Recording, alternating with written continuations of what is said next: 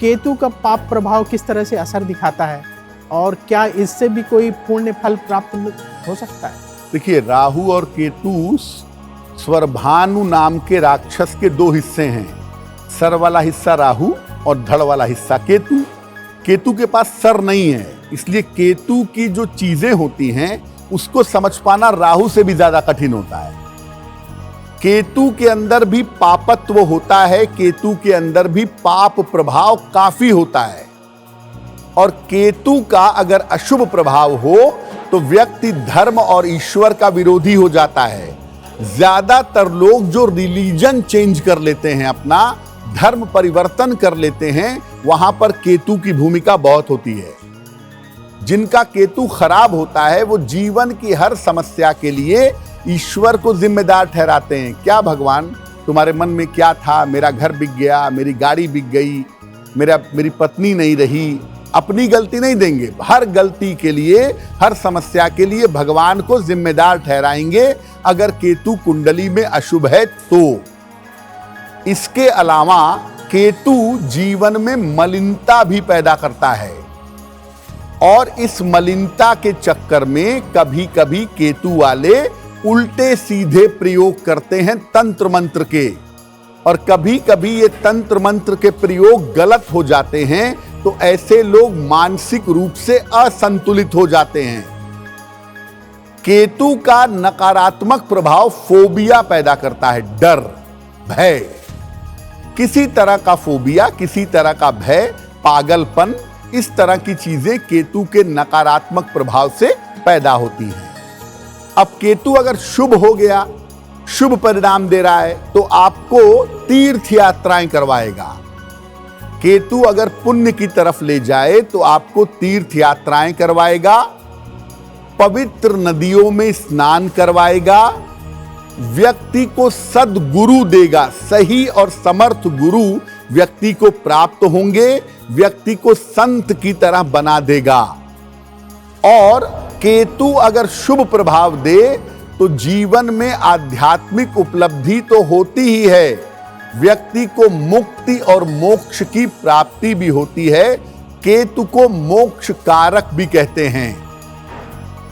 अगर आप केतु के शुभ प्रभाव को बढ़ाना चाहते हैं, शुभ प्रभाव को अच्छा करना चाहते हैं, तो नियमित रूप से स्नान करिए।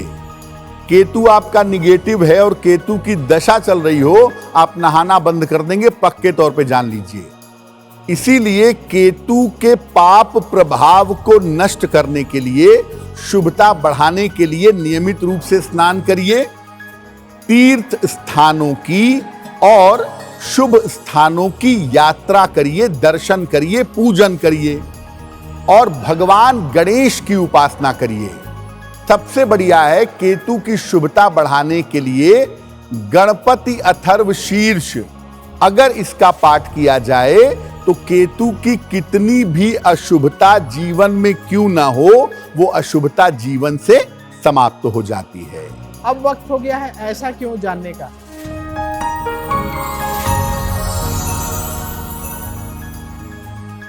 पंडित जी, ऐसा क्यों कहा जाता है कि दीपक को जो है मुंह से फूंक कर नहीं बुझाना चाहिए? अगर आपने ऐसा किया तो लक्ष्मी जी रूठ जाएंगी, दरिद्रता आ जाएगी, क्या ऐसा है? देखिए, बड़े बुजुर्ग शुरू से कहते हैं कि घर का जो दीपक है या लैंप है उसको मुंह से फूंक करके मत बुझाइए, ये बहुत अशुभ होता है, इससे लक्ष्मी रुष्ट हो जाती है। तर्क क्या है? देखिए, अगर आप मुंह से फूंक करके दीपक बुझाएंगे तो झुकेंगे, हो सकता है आपके बालों में आग लग जाए, या आप कपड़े पहने हुए हैं और आप मुंह से फूंक करके दीपक बुझाएंगे तो हो सकता है कपड़ों में आग लग जाए। इसीलिए अगर प्रैक्टिकली देखें तो मुंह से फूंक करके दीपक बुझाना उचित नहीं है, खतरा हो सकता है। दूसरी बात यह है कि हम जो ज्योति जलाते हैं, जो दीपक जलाते हैं, उसको देवी देवता का, खास तौर से माता लक्ष्मी का स्वरूप मानते हैं। अगर आप देखते हो तो प्राचीन समय में जब घर में दीपक जलता था या शाम को लाइट जलाई जाती थी तो लोग उसको नमस्कार करते थे कि वो लक्ष्मी का स्वरूप है। तो ऐसे लक्ष्मी के स्वरूप को मुंह से, जूठे मुंह से फूंकना और उसको बुझाना, ये धार्मिक दृष्टिकोण से उचित नहीं है। तो कभी भी दीपक बुझाना हो, लैंप बुझाना हो, दफ्ती से, लकड़ी से हवा करके बुझाइए, मुंह से फूंक करके बुझाने से आपको बचना चाहिए। आज हम चर्चा कर रहे हैं कि पाप ग्रह हमारे जीवन पर किस तरीके से असर डालते हैं और उनसे यदि अच्छे रिजल्ट आपको चाहिए, शुभ परिणाम चाहिए, तो क्या उपाय करें। पंडित जी, पाप ग्रहों के बारे में तो आपने बताया, जो शुभ ग्रह होते हैं क्या उनके भी अशुभ प्रभाव होते हैं? देखिए प्रवीण जी, हर ग्रह के दो हिस्से हैं, शुभ और अशुभ। कोई भी ग्रह केवल शुभ नहीं हो सकता और कोई भी ग्रह केवल अशुभ नहीं हो सकता। अब जैसे हम कंप्लीटली जिन ग्रहों को शुभ मानते हैं 100%, वो दो ही हैं, बृहस्पति और शुक्र। बृहस्पति 100% और शुक्र 75%। अब बृहस्पति और शुक्र जो हैं वो पूर्ण रूप से शुभ ग्रह हैं, लेकिन इनके द्वारा भी जीवन में अशुभता पैदा हो सकती है।